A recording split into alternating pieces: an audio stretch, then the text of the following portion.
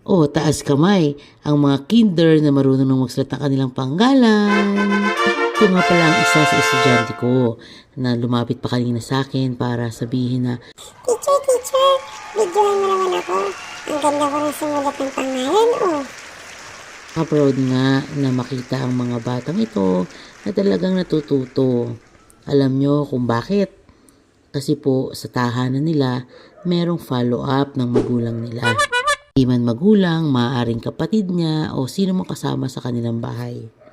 Based sa aking observation, madalas na ang batang nag-excel sa klase ay yung may mga nagga-guide o mga magulang na gumagabay. Kahit na nasa tahanan ay natuturuan pa rin. Pero again, hindi naman pare-parehas na gano'n ang sitwasyon. Kaya nga mapalad ang mga bata na meron pa rin mga magulang na gumagabay. So wag lang tayong titigil, tuloy-tuloy lang.